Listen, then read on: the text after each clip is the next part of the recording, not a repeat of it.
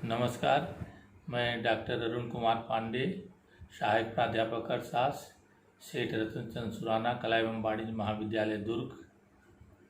आज मैं आपको एकाधिकार के बारे में बताएंगे। अंग्रेजी में मोनोपोली कहते हैं।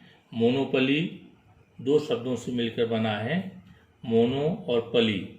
मोनो का अर्थ है अकेला और पली का अर्थ है विक्रेता या उत्पादक। अतः मोनोपोली का शाब्दिक अर्थ हुआ अकेला उत्पादक या विक्रेता। स्पष्ट है कि एकाधिकार से हमारा आशय बाजार की उस परिस्थिति से है जिसमें एक विशिष्ट वस्तु की पूर्ति पर किसी एक उत्पादक अथवा फर्म का नियंत्रण रहता है।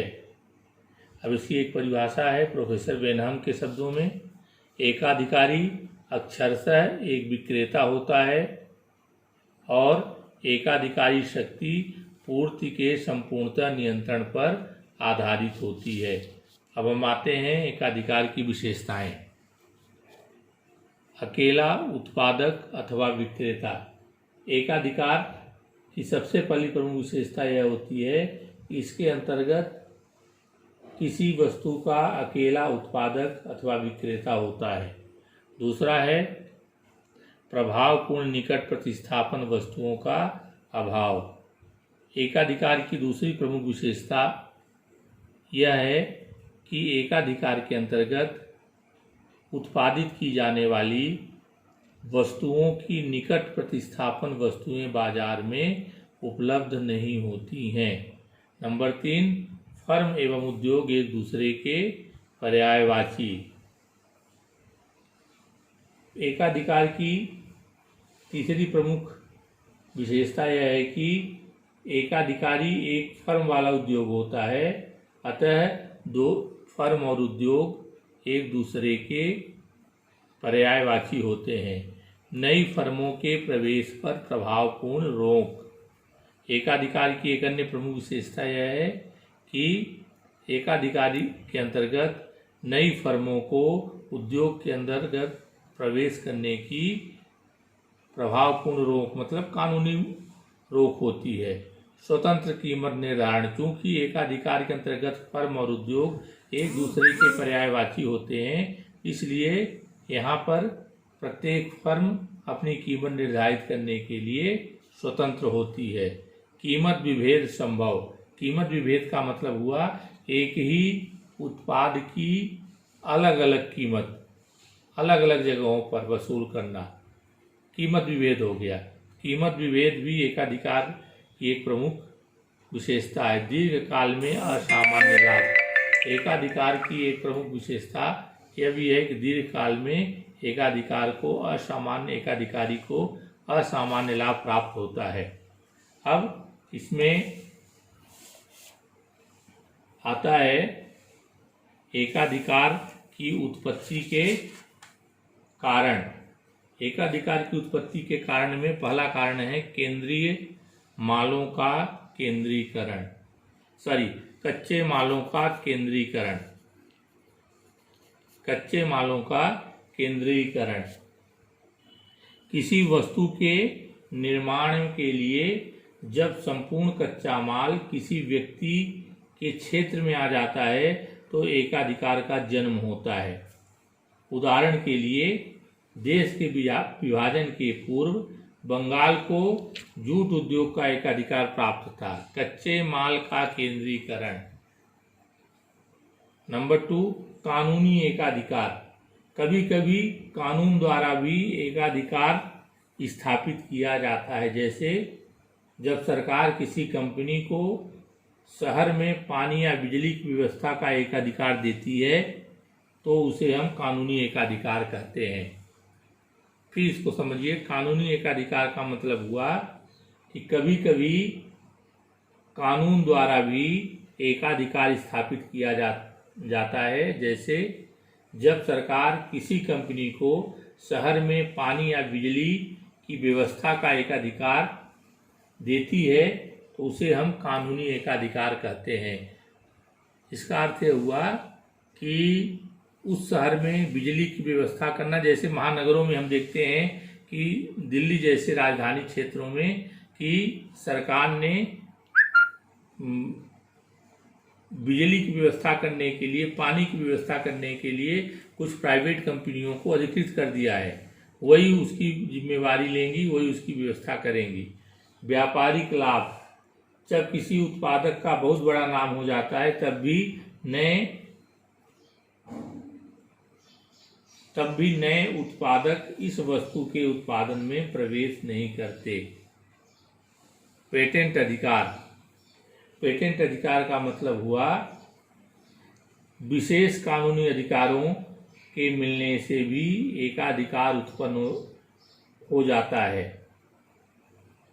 कुछ विशेष व्यापारी कुछ विशेष वस्तुओं का पेटेंट राइट्स अथवा ट्रेडमार्क एकाधिकार प्राप्त कर लेते हैं, जिससे उस वस्तु पर उनका पूर्ण नियंत्रण हो जाता है। सार्वजनिक हितों की रक्षा, सार्वजनिक हितों की रक्षा करने के कारण भी सरकार कुछ वस्तुओं को कानूनी मान्यता प्रदान करती है। अब आइए एकाधिकार में कीमत निर्धारण या एकाधिकार में फर्म का साम्य। एकाधिकार में कीमत निर्धारण से पहले हम एकाधिकारी फर्म के साम्य का अध्ययन करेंगे। एकाधिकारी फर्म के साम्य की दो रीतियां हैं। नंबर 1, कुल आगम तथा कुल लागत वक्र रीति, total revenue and total cast methods, इसको हम बोलते हैं शार्ट में टीआर एवं टीसी विधि। और दूसरा है सीमांत लागत एवं सीमांत आगम विधि, marginal cost and marginal revenue, MC एवं एमआर विधि। पहली विधि में आते हैं टीआर एवं टीसी विधि। इस विधि का प्रतिपादन प्रोफेसर मार्शल ने किया है। इस रीति के अनुसार जिस स्थान पर कुल आगम अर्थात टीआर, कुल लागत टीसी के बीच खड़ी दूरी अधिकतम होगी, वहां पर एकाधिकारी को अधिकतम लाभ प्राप्त होगा। जैसा कि अर्थात वह संतुलन की स्थिति में होगा। फिर इसको एक बार सुनिए। इस रीति के अनुसार जिस स्थान पर टीआर एवं टीसी के बीच खड़ी दूरी अधिकतम होगी, वहां पर एकाधिकारी को अधिकतम लाभ प्राप्त होगा, अर्थात वह संतुलन की स्थिति में होगा, जैसा कि रेखा चित्र से स्पष्ट है। चित्र में देखिए, ये टीआर रेखा है, ऊपर से जाके नीचे तरफ आई है और ये ऊपर नीचे से जाके ऊपर गई, फिर ऊपर के बाद नीचे आई। और ये देखिए, ये रेखा जो है टीसी रेखा सबसे पहले ऊपर से स्टार्ट हुई और नीचे आई, नीचे के बाद फिर से ऊपर गई। टीआर रेखा को ये दो स्थानों पर काट रही है, एक एस बिंदु पर और एक टी बिंदु पर। एस बिंदु पर काट रही है, यहाँ पर लागत का निर्धारण हो रहा है। देखिए, जब कोई फर्म, कोई भी उद्योगपति नई फर्म स्थापित करता है, सबसे पहले शुरू में फर्म की लागत अधिक होती है। देखिए यहाँ पर ये फर्म की लागत टीसी लागत अधिक है और आय कम है, लेकिन जब उत्पादन निरंतर चलता रहता है तो धीरे धीरे आय बढ़ती जाती है और लागत घटती जाती है।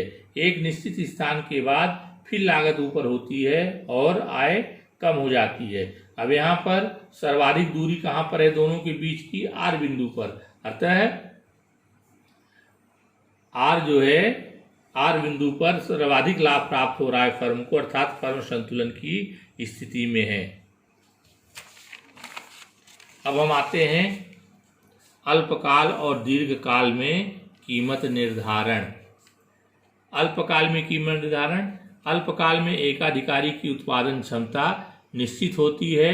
वह उत्पादन के वर्तमान साधनों द्वारा ही पूर्ति में वृद्धि कर सकता है। वह अपने प्लांट के आकार में परिवर्तन नहीं कर सकता। इसलिए अल्पकाल में एकाधिकारी फर्म के समक्ष निम्न 3 स्थितियां उत्पन्न हो सकती हैं। नंबर 1, असामान्य लाभ।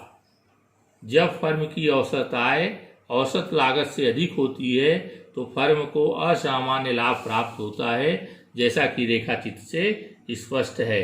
चित्र में देखिए, औसत आय रेखा, AR औसत आय रेखा, MR सीमांत आय रेखा, AC औसत लागत और MC सीमांत लागत है। K बिंदु पर MC रेखा MR रेखा को काट रही है। ये देखिए K बिंदु पर MC रेखा MR रेखा को काट रही है।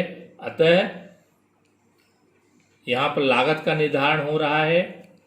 अब इसी से कीमत रेखा AR को P बिंदु पर स्पर्श करता है। स्पष्ट है, PM फर्म की कीमत होगी, OM वस्तु का उत्पादन होगा, CM उसकी लागत होगी, PM उसकी आय होगी। अर्थात PM फर्म की आय है, CM उसकी लागत है और प्रति इकाई जो लाभ है PC और कुल लाभ क्षेत्र PCST होगा। नंबर 2 है सामान्य लाभ। जब फर्म की औसत आय औसत लागत के बराबर होती है तो फर्म को सामान्य लाभ या शून्य लाभ प्राप्त होता है। चित्र में देखिए, औसत आय रेखा औसत लागत रेखा को कहाँ पर काट रही है?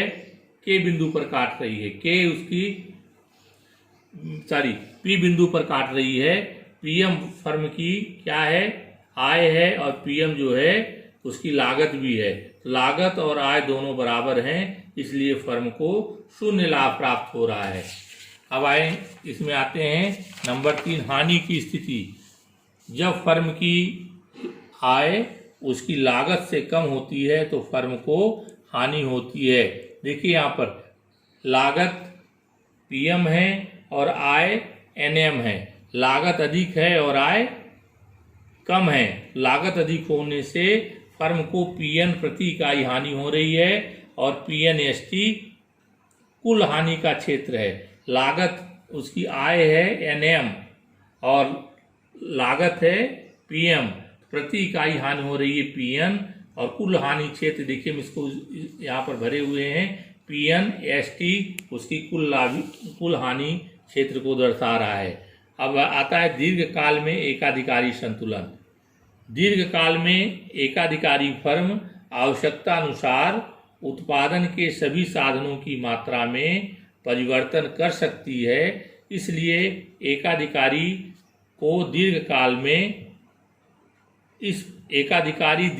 में इस प्रकार की व्यवस्था करता है कि उसे असामान्य लाभ प्राप्त हो। अब चित्र में मैं स्टूडेंटों के लिए बताना चाहता हूं कि अभी आपने जो असामान्य लाभ का चित्र बनाया है वही दीर्घकाल में भी वही डायग्राम बनेगा। सिर्फ इसमें हम क्या जोड़ रहे हैं?